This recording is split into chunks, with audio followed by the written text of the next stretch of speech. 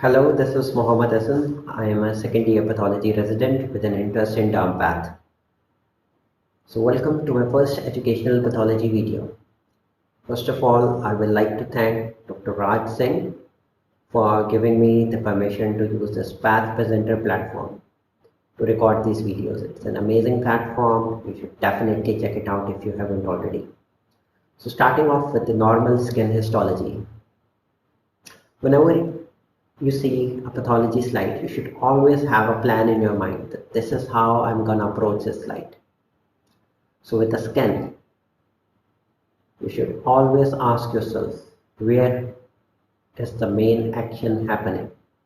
So you start from the top and ask yourself, is the main action happening in the epidermis?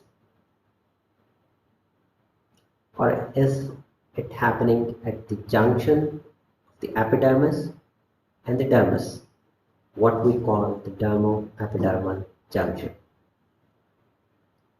Or is the main action happening in the dermis? Or is it happening below in the subcutis? This will actually make your life easy. So, talking about the epidermis. So epidermis here is stratified, squamous, and it is keratinized. And the layers of the skin, if we start from the top layer is the dead skin of the stratum corneum. It doesn't have any nuclei. So this is stratum corneum, it's wavy and it lacks the nucleus. Below that is the stratum granulosum, or simply the granular layer. It has this gratohyaline granules, and it's usually 1 to 3 cell layer thick. And below that is the stratum spinosum. It forms the main bulk of the epidermis, and if we see at high power, you can actually see the spines, which are actually the desmosomes which connect the keratinocytes. So the main bulk of the epidermis is formed by the stratum spinosum. And then the bottom layer that rests on this basement membrane, it's called the basal layer. So the stratum basale, or the basal layer, it contains the melanocytes, which actually produce the pigment. Okay, so this is the epidermis. Then is the basement membrane. Below the basement membrane is this loose connective tissue with the blood vessels. So this loose connective tissue in the upper dermis is called the papillary dermis.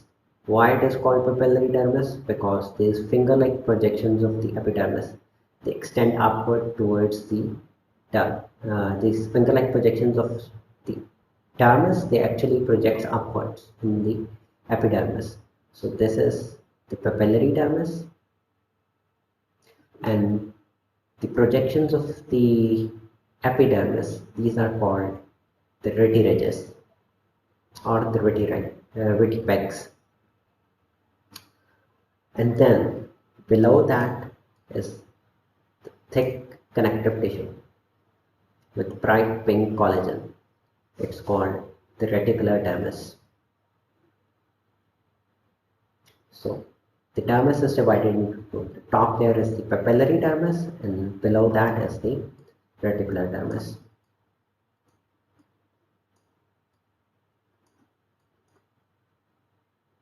And reticular dermis has these skin appendages.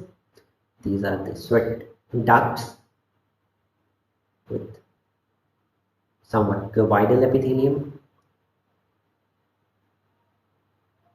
And below that is the subcutaneous fat or the subcut. So going backwards, at the bottom there is subcutaneous or the subcutaneous fat.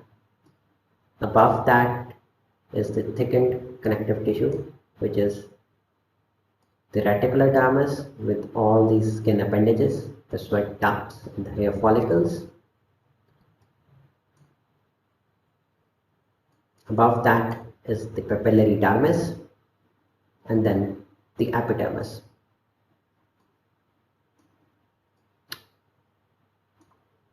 So now let's talk about what changes we can see in these skin layers.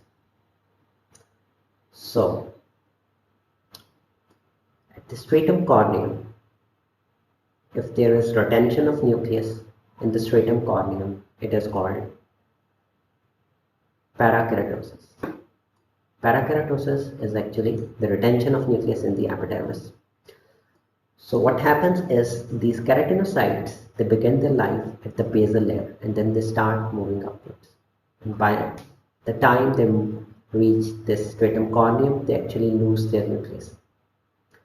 But if the keratinocytes, they are proliferating at a rapid rate, they don't get enough time to lose their nucleus. And then in the stratum corneum, there is retention of nucleus. So this finding is called parakeratosis if there is retention of nucleus.